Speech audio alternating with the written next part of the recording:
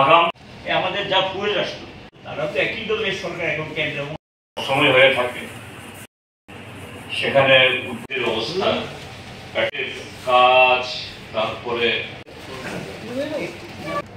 পত্র পত্রিকা সংবাদ মাধ্যমে যেভাবে বিষয়গুলি আসছে, তার স্ত্রী সেখানে স্থানীয় থানার উপর অনাস্থা প্রকাশ করেছেন, তদন্ত কার্য সম্পর্কেও কিছু বক্তব্য রেখেছেন।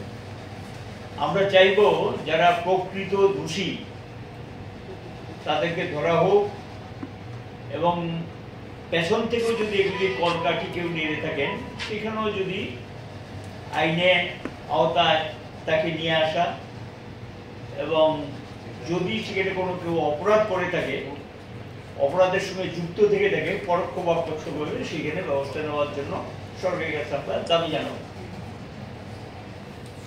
পার্টির সেক্রেটারি বলেছেন পেট্রোল ডিজেলের বিষয়টা, আমি শুধু যুক্ত করতে চাই যেটা এমনিতে একটা গভর্নমেন্টের নিয়ম আছে 15 দিন একটা বাফার স্টক থাকতে হয়। আমরা ধর্মনগরে টিপু করার আগে রাজ্যে বামফ্রন্ট সরকারের সময় ডিসিশন হয়েছিল এই আইপিএফটি মথার জন্যই আমরা তখন করতে পারিনি, সেটা প্রভুদাসবাড়ির কাছে জায়গাটা ঠিকঠাক হয়েছিল কিন্তু বাধা দিয়েছে, এখানে করা যাবে। পরে সেকেন্ড কোর্টে গিয়ে একটা জায়গা চূড়ান্ত হয়েছে এফসিআই আইওসি দুটো টিপু করে উঠবে, একটা হলো গিয়ে খাদ্য গুদাম হবে অনেকগুলো, আর একটা হলো গিয়ে তেলের স্টক তৈরি করার জন্য সমস্ত ফুয়েল ট্যাঙ্কারগুলি এখানে আসবে রেলে। আজকে 6 বছর হয়ে গেছে, সিদ্ধান্ত কিন্তু 2016 এফসিআই এবং আইওসি প্রেজেন্সি সিদ্ধান্ত হয়েছে। আমি যদি 16 থেকে ধরি, তাদের পিরিয়ড 6 বছর, আগে তো ধরলে 8 বছর। আইওসি এবং তারা বলেছে যা অর্থ লাগে সেটা দেবে, কিন্তু এই সেকেন্ড কোর্টে এই নির্মাণ কাজটা এখনো শুরু হয়েছে। যদি শুরু হতো, যদি জায়গা অধিগ্রহণ করে এটা করা হতো, তাহলে এই যে অবস্থাটা, এই অবস্থা রাজ্যবাসী এই দুর্ভোগের হাত থেকে তারা রেহাই পেত। তো করছে কি গভর্নমেন্টটা? বলছে তো ডাবল ইঞ্জিন গভর্নমেন্ট, সাংঘাতিক নাকি গতি বাড়বে। কিসের গতি? গত 6 বছরে আধা কিলোমিটার রেল, আধা কিলোমিটার তো দূরে, কোথাও 200 মিটার রেল স্যাংশন আনতে পেরেছেন না, যেগুলো ছিল সেগুলো তো করতে পারেনি গত 6 বছর। এবং এই কারণে আমরা এটাও তখন কিন্তু একটা সিদ্ধান্ত ছিল, আপনারা জানেন কিনা, এই যে সাবরুমে যেটা আমাদের হয়ে গেল ব্রিজ, এটা নিয়ে এখন তো কোনো সমস্যা থাকার কথা না। এখানে চিটাগাং পোর্ট ব্যবহার করার জন্য এগ্রিমেন্ট হয়েছে, চিটাগাং পোর্ট থেকে পাইপলাইন নিয়ে এসে এখানে নর্থ ইস্টের অধিকাংশ স্টেটে এখান থেকে ফুয়েলটা নিয়ে যাওয়া হবে পাইপলাইন। এই কাজটার জন্য টেন্ডার প্রসেস শুরু হয়েছিল, আজও সেটা কোথায় আছে, কি অবস্থা, কবে শুরু হবে, কি ব্যাপার বুঝতে পারছেন। যদি এই পোর্টটা ব্যবহার করার জন্য, যেহেতু এখানে সড়ক পথ আছে, সাবরুমে দিয়ে অলরেডি কানেক্টিং হয়ে গেছে শর্টকট, এটাও যদি চালু থাকতো তাহলে তো এই দুরবস্থার সম্মুখীন রাজ্যবাসী হতে হতো।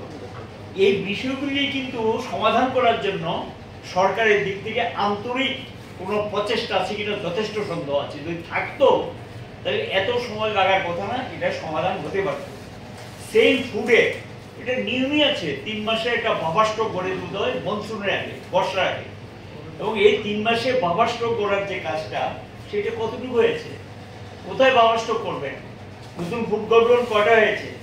বা ওইখানে যে সেকেন্ড কোর্টে যেটা হওয়ার কথা, এফসিআই ডিপু যেটা করে তোলার কথা, সেখানে খাদ্য গুদামে একবার ইত্যাদি, হ্যাঁ, এটা কিন্তু কিচ্ছু অগ্রসর হয়নি। এই যে অবস্থাটা, এই অবস্থাটা যদি চলতে থাকে, রাজ্যবাসীর একটা সঞ্চয়ের সীমা আছে। কখনো গ্যাস নেই, কখনো পেট্রোল নেই, কখনো ডিজেল নেই, কখনো পেঁয়াজ নেই, কখনো রেশন নেই, এটা কতদিন চলবে? আর এই যে লামডিং এর যে ঘটনাটা ঘটছে, গঙ্গার নিচে দিয়ে হয়, ওয়েলকাম, আমাদের কোনো আপত্তি নেই। আপনারা জানেন হাওড়া স্টেশন যুক্ত হয়েছে। আর এটা কি লামডিং এর এই ঘটনা, বছরের পর বছর এই ঘটনা ঘটছে, প্রতি বছর বর্ষা আসলেই এই রাজ্যের মানুষকে এই যে গতবারে তো 3 মাস বন্ধ ছিল, 3 মাস কাহা তো গেলি, কতদিন চলবে? এটাকে অল্টারনেট কোনো অ্যারেঞ্জমেন্ট করা যায় না? এই যে অবস্থাটা চলছে। আরেকটা ওইদিকে সড়ক পথে সোনারপুর এলাকা, এবং সুড়ঙ্গ পথে তো অনেক জায়গাতে সুড়ঙ্গ রাস্তা নির্মাণ হচ্ছে, সুড়ঙ্গ করে এখানে গিয়ে ওইটাও সুড়ঙ্গ করা যায়, কোনো ব্যাপার নেই।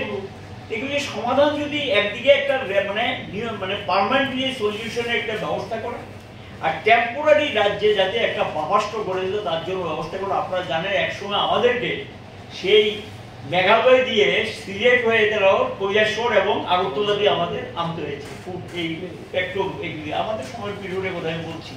তারপরে তো 6-7 বছর হয়ে গেছে, কি হলো? তো আপনারা তো বলেছেন অনেক কিছু করে ফেলেছেন, রাজ্যে নাকি সব সমস্যার সমাধান হয়ে গেছে। এই নিয়ে সমাধানের চিত্র যে জিনিসপত্রের দাম বাড়ছে, লাগাম ছাড়া অবস্থা, জিনিসপত্রের দাম বাড়ছে স্বাভাবিক, এটা সুযোগ নেবে ব্যবসায়ীরা। এবং এই রাস্তাঘাট যদি এখানে নিরবিচ্ছিন্ন যোগাযোগ না থাকে এটা হবে। এই ক্ষেত্রে আমরা বাধ্যই এখন রাস্তায় নামা ছাড়া আমাদের কোনো পথ নেই। আমাদের সেক্রেটারি বলেছেন, আমাদের সম্পাদক সিদ্ধান্ত রাস্তায় নেমে এর প্রতিবাদ আমরা করব।